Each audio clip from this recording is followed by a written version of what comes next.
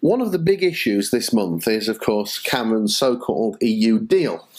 Well, to me, Cameron's come back with, he says, 4 things from the EU. And I think Steve Crowther, party chairman, put it best when he said that he's come back with 3 things that we already have and 1 that we don't really need.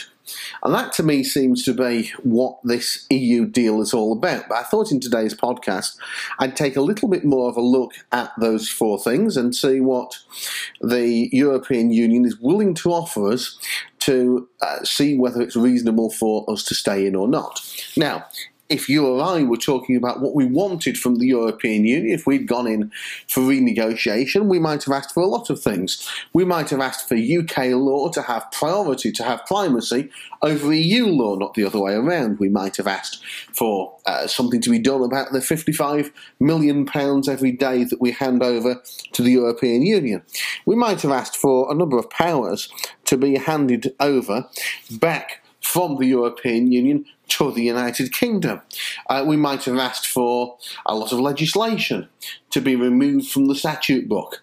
So that kind of thing, I suppose I could add to that reform of the common agricultural policy, reform of the common fisheries policy, to stop such wastefulness that we see day in, day out, to stop other countries fishing our waters and leaving us with very few fish, and of course putting fishermen out of business. There are so many things that we could have asked for in this renegotiation. Cameron seems to have gone away and asked for absolutely nothing along any of those lines. He's come back with these 4 things. And I'll just go through them because it seems to me that we're getting very, very little, if anything, from doing this. Well, the first one, really, it's accepting that there's more than one currency in the European Union. Well, yes, of course. There is more than one currency in the European Union. We know that. I mean, it's a little bit like Cameron coming back from the EU summit and admitting that he has secured agreement that the Pope is indeed a Catholic and that bears do indeed defecate in the woods. We all knew it already. We already had an opt-out in the UK from joining the euro. And even if we didn't have an opt-out from joining the euro, all we'd have to do is make sure that at least one of the various financial tests were never met that would allow us to join. So we were never in any danger of being forced to sign up to the euro. So Cameron comes back and he's told we're not forced to sign up to the euro, and the pound sterling does actually exist as a unit of currency. I'm not entirely sure what that actually means in practical terms, that anything is actually going to change. The second one is, well, it looks at first sight as though he's actually got something, because it talks about working towards specific targets at EU and national levels for reducing burden on businesses, particularly in the most onerous areas for companies. It talks about reviewing the body of existing EU legislation, and it talks about having a view to scrapping unduly onerous rules. Then it goes on, and the Council then invites the Commission to propose repealing measures where a disproportionate regulatory burden is already being imposed. Well, see, this is actually just the same language that has been coming out of the Commission for quite some time. They're all saying exactly the same things as this. They're saying that they want to reduce the regulatory burden, but at the same time, you've got no actual, real, tangible reduction in regulatory burden actually happening. At least they're talking about the right things. At least they're recognising that something needs to be done. Of course, none of them are apologising. You know, you'd think they'd apologise to all of the businesses that have been put out of business by unduly onerous EU regulations, unduly onerous EU legislation. In some ways, the current Commission is doing a much better sales job. It's doing a sales pitch that perhaps previous Commissions have failed to do, and it's actually sort of saying, well, you know, maybe there are times when legislation can go too far. So the Commission's already saying all this stuff, and Cameron then asked them to say what they're already saying. I'm reminded of the old definition of a consultant, which is somebody who can take your watch off your wrist and tell you what time it is. And that really seems to be what David Cameron is doing here. He's asking the European Commission to do something they say that they're doing already, and then they say that they're going to do it. Well, is it actually going to achieve anything? Well, we're not seeing very much coming through the European Parliament. We get the odd repealing measure, but the only things that they're actually repealing are things that have been made obsolete by new EU legislation. So you get more EU legislation coming, it makes old EU legislation obsolete. So they say, right, well, we don't need this on the statute book anymore, it's been replaced, so we'll repeal that and we can tell everybody we're repealing something. Well, yes, they've certainly repealed something, but it hasn't made the slightest actual difference to any business anywhere in the European Union. The other point to make on that is the idea of these burden reduction targets that they're talking about. And actually, what that might end up doing is it might reduce the burden for corporations, but who's then going to have to pay? And so it then pushes costs from business onto the consumer. And I'm not sure particularly that is going to make any massive overall difference. If costs are pushed from business to wider society, then really it's the same cost. The costs are still going to be there, someone else is paying it. But ultimately the consumer was paying it anyway, because businesses would put their prices up so that the consumer paid it. So I don't see that there's any realistic difference in that whatsoever. It's also interesting, the tobacco industry, they were one of the ones who were actually lobbying for these impact assessments being introduced in the EU. And one of the reasons that there is tobacco companies lobbying. So they had the feeling that public health legislation would be harder to implement if we were to have that sort of impact assessment. So I just wonder here, are we actually pandering to the interests of big tobacco rather than actually doing anything that's really in the interests of business? And of course, this is what the European Union does.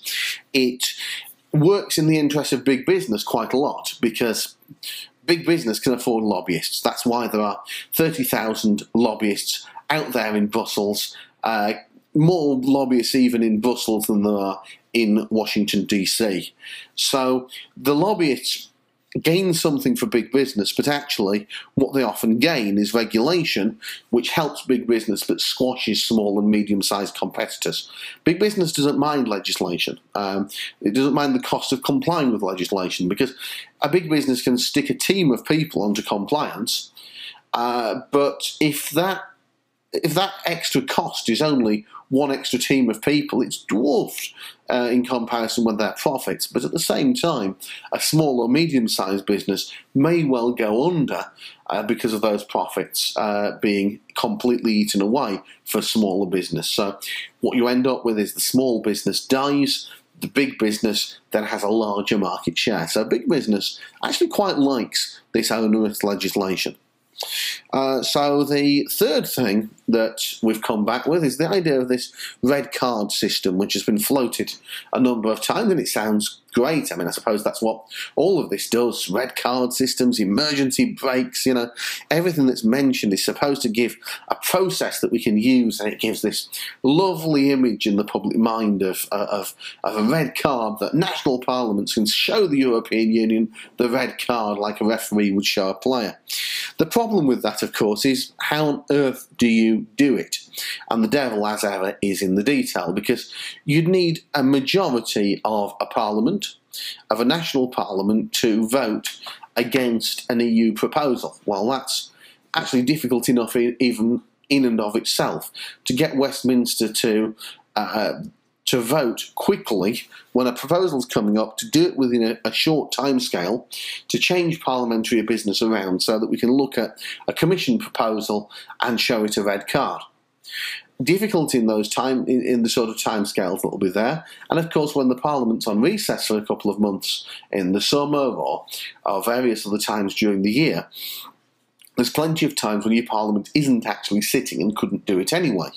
But the problem isn't so much that we'd have to do that in our Parliament, but that it would take 15 national parliaments at least to be able to show a proposal the red card. Well, for 15 national parliaments to all debate on that at the same time and to all pass those resolutions, well, it is virtually impossible to see how that's going to work.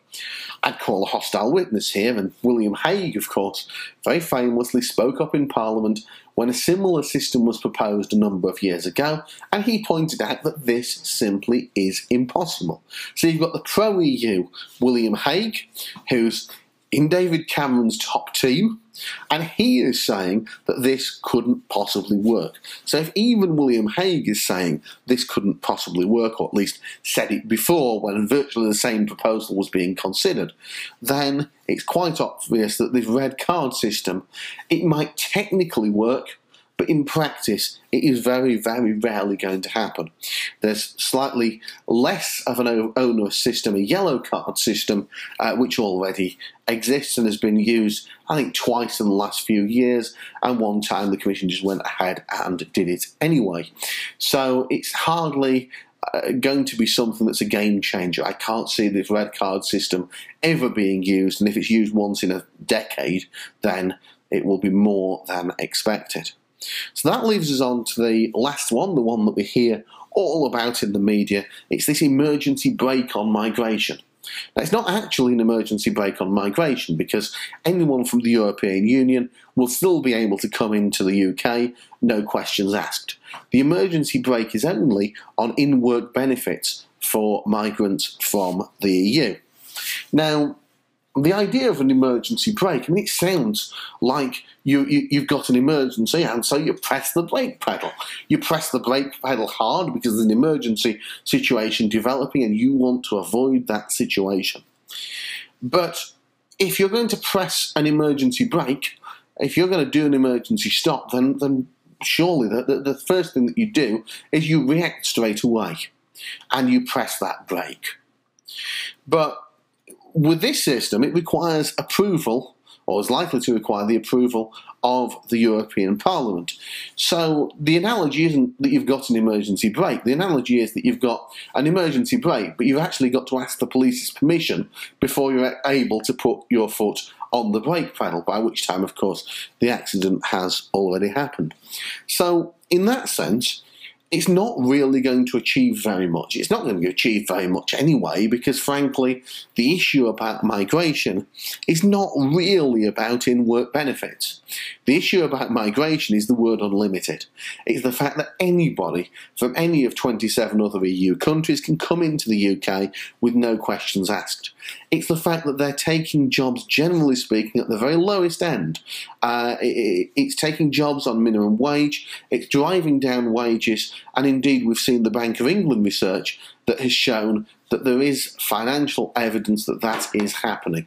And in my constituency in the North East, being the area of highest unemployment in the UK, I think it would be fair to say that where that effect exists, it's almost certainly got to be stronger in the North East than elsewhere in the country.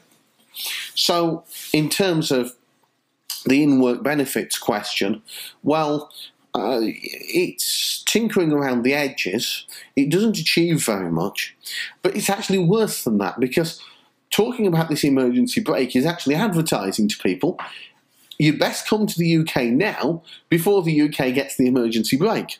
So what it's likely to do is actually we're likely to see a surge in migration to the UK because of the proposed emergency brake before the emergency brake comes in. So Cameron talking about this is likely to have achieved absolutely nothing, or even worse, because he may well find that we end up with more people coming into the country as a result of his proposed emergency brake. Now, if that wasn't all bad enough, the emergency brake also has a big problem, which is it legal? Does it work with the treaties? Does it require treaty change? And that's a very good question. Now, if we were outside the European Union, of course, we'd have the power to control our own borders. But whilst we're in the European Union, we have to abide by the treaties. And that means that it won't be very long before that emergency brake is challenged in the European courts. So when that case comes before the ECJ, who's to say we don't even lose this emergency brake that didn't work in the first place within a year, maybe 2 years? So the whole of Cameron's renegotiation is based around these 4 things. 3 things that really are just telling us what we already know. There's nothing new in them. It's just how things are anyway. And a 4th one that doesn't achieve the stated aims. It doesn't do what it says on the tin. So there's 3 things that we already know and 1 that we don't need. And that, to me, is the tragedy of Cameron's EU renegotiation. He's been going for this year in, year out. He was elected in 2010 on a promise that he would not let matters rest there after the Lisbon Treaty. He talked about getting power back. He's talked about getting power back so many times. And then what he comes up with in the end is this. And he's recommending this to us or he's going to recommend this to us as some kind of good deal. Well, it isn't. If you look at it, it's full of holes from start to finish. And it's time, I think, for us to say that Cameron's renegotiation has achieved exactly as much as we thought it would, nothing. It's time to leave the European Union and get our country back.